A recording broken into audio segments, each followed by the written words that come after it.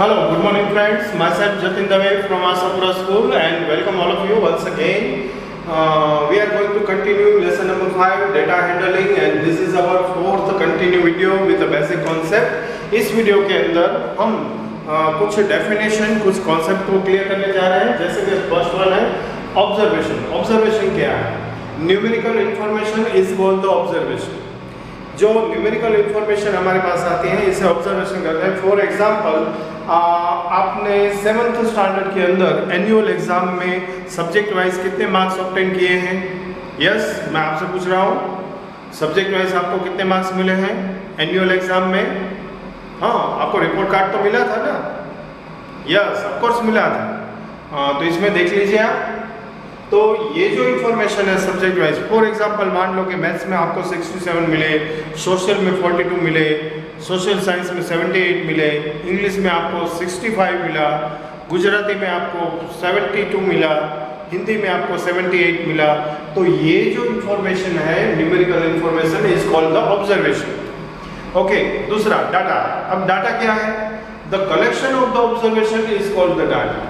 अब जैसे कि आपकी इंफॉर्मेशन थी एनुअल एग्जाम रिपोर्ट से, इसी तरह आपके दूसरे फ्रेंड की, तीसरे फ्रेंड की, या फिर पूरा आपका क्लास 8A स्टैंडर्ड या स्टैंडर्ड 8B, इन सब के बच्चों की ऐसी इंफॉर्मेशन न्यूमेरिकल इंफॉर्मेशन का जब कलेक्शन बनाया जाता है तो इट्स कॉल्ड द डाटा। तो इससे डाटा कहते हैं। ओके, अब आगे चलते हैं और तीसरी बात देखते हैं रो डाटा। रो डाटा क्या है?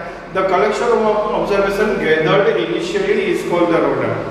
शुरुआत में जो हम कलेक्शन करते हैं ना इंफॉर्मेशन का, इसे रो डाटा कहते हैं। जैसे कि मैंने आपसे अभी पूछा था, फिर मैं आपके दूसरे फ्रेंड से पूछूंगा, फिर उस तरफ गर्ल्स बैठी हैं उसमें से उस गर्ल्स को मैं पूछूंगा। तो ऐसे ऐसे करते हुए एक एक स्टूडेंट्स के पास से मैं इंफॉर्मेशन कलेक्ट करता जाऊंगा, नोट डाउन करता जाऊंगा। तो इस तरह से जो मेरे पास इंफॉर्मेशन अवेलेबल होगी इसे बोलते हैं रो डाटा। ओके, इसके बाद है रेंज ऑफ द डाटा। अब डाटा की रेंज क्या है? The difference between the highest and lowest value of the observation is called the range of data. हमारे पास जो इंफॉर्मेशन अवेलेबल हुई है इसमें से मिलने वाली हाईएस्ट वैल्यू, फॉर एग्जांपल मैं 8th स्टैंडर्ड के लिए मैथमेटिक्स में आए हुए मार्क्स के बारे में इंफॉर्मेशन कलेक्ट कर रहा हूँ एनुअल मार्क्स में। तो मुझे वहाँ पर मिला कि एक स्टूडेंट्स इतना वीक था कि उस स्टूडेंट्स को सिर्फ 25 मार्क्स आए थे, और एक स्टूडेंट्स इतना ब्रिलियंट था क्लास के अंदर कि इसे 100 आउट ऑफ 100 मार्क्स मिले। तो यहाँ पर हाईएस्ट वैल्यू मुझे क्या मिली ऑब्टेनिंग मार्क्स की? 100, और लोएस्ट वैल्यू क्या मिली? 25। तो difference between the 100 and 25, that means 100 minus 25 equal 75। तो ये 75 जो मुझे मिला ना, उसे कहते हैं रेंज ऑफ डेटा। ओके, इसके बाद बारी है फ्रीक्वेंसी। फ्रीक्वेंसी क्या है? The numbers of times a particular observation occurs is called the frequency. अब बच्चों ऐसा होता है कि कभी कभी numerical data, numerical information collect करते हैं ना, तो उसमें कुछ इंफॉर्मेशन ऐसी होती है न्यूमेरिकल के हिसाब से, नंबर के हिसाब से, जो एक से ज़्यादा बार रिपीट होती है। फॉर एग्जांपल मान लो कि हमारे पास 3 स्टूडेंट्स हैं जिसके हम नाम दे देते हैं XYZ या फिर ABC। अब A को मैथमेटिक्स के अंदर 72 मिला है, और साइंस में उसको 50 मिला है। B है, उसको मैथमेटिक्स में 71 मिला है, और साइंस में उसे भी 50 मिला है। और तीसरा है C, उस C को मैथ्स में भी 72 है और साइंस में भी 50 मिला है। तो यहाँ पर कहने का मतलब ये है कि मैथ्स के अंदर A और C को 72 मिला है, और साइंस के अंदर कॉन्सिक्वेंसली ऑल 3 स्टूडेंट्स को 50 मार्क्स मिले हैं। तो जब हम एंट्री करेंगे ना, डेटा कलेक्शन करेंगे ना, तो 72 वाले ग्रुप्स में 2 स्टूडेंट्स होंगे, और 50 वाले ग्रुप में तीनों स्टूडेंट्स को इंक्लूड करना होगा। तो इस टाइप से जब numbers of the times the particular observation occurs, एक ही ऑब्जर्वेशन न्यूमेरिकल ऑब्जर्वेशन बार बार जब अकर्स होता है तो इज कॉल्ड द फ्रीक्वेंसी। तो हम ये कहेंगे कि 72 मार्क्स की फ्रीक्वेंसी मैथ्स के लिए कितनी है? 2, साइंस के लिए 50 मार्क्स की फ्रीक्वेंसी कितनी है 3, तो इसे बोलते हैं फ्रीक्वेंसी। अब फ्रीक्वेंसी टेबल क्या है, फ्रीक्वेंसी डिस्ट्रीब्यूशन टेबल क्या है? It is the representation of the group data in which frequencies are distributed over several class interval. तो ये प्रेजेंटेशन एक ग्रुप डेटा के लिए है जिसमें frequency are distributed over the several class, जिसमें फ्रीक्वेंसी को अलग अलग क्लास में सेवरल डिस्ट्रीब्यूट किया जाता है और फिर इसकी टेबल बनाते हैं। ओके, डोंट वरी, फिर तो वीडियो में हम देखेंगे किस तरह से डिस्ट्रीब्यूशन टेबल फॉर्म करेंगे, ठीक है। ओके, पहले हम डेफिनेशंस को पूरा समझ लें, फिर बात आती है रेंज की। The difference between the maximum and minimum observation of the raw data is called the range। हमने आगे भी बात की थी रेंज ऑफ द डेटा में। ओके, फिर बात आती है क्लास इंटरवल की। So this is the specific small range in which the various scores fall। एक ऐसे स्मॉल रेंज बनाने वाले हैं जिस रेंज में स्कोरिंग फॉल्स हुआ है, मतलब कि हमने ऑब्जर्वेशन को कलेक्ट किया है।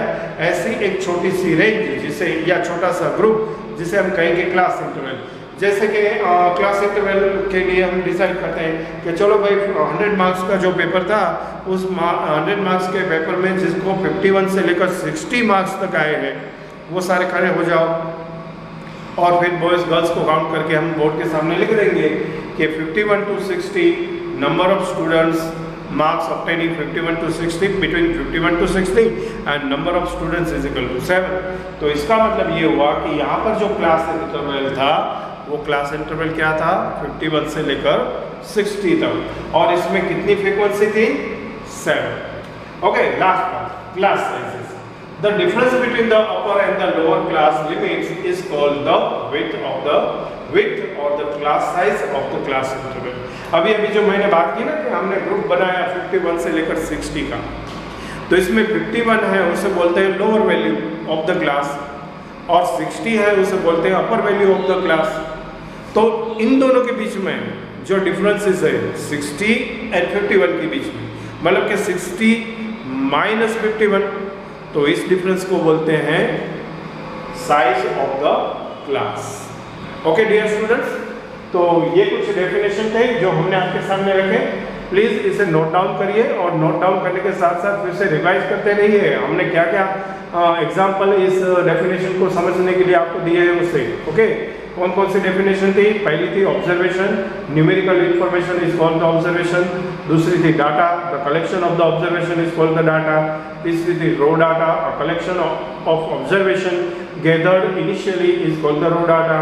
फिर थी range of the data, the difference between the highest and lowest value of the observation is the data is called the range of the data. फिर फ्रीक्वेंसी की बात आती है, the number of times a particular observation occurs is called its a frequency. इसके बाद बारी आती है frequency distribution, it is the representation of the group data in which the frequency are distributed over several class और intervals. फिर बारी आती है range, the difference between the maximum and minimum observation of the raw data is called the range. Now class interval, it is the specific small range in which various score fall is called the class interval। And last one, the class size, the difference between the upper and lower class limits is called the width of the class size of the class interval। okay, write down कर लिया, very good। चलिए आज के इस video में यहाँ तक।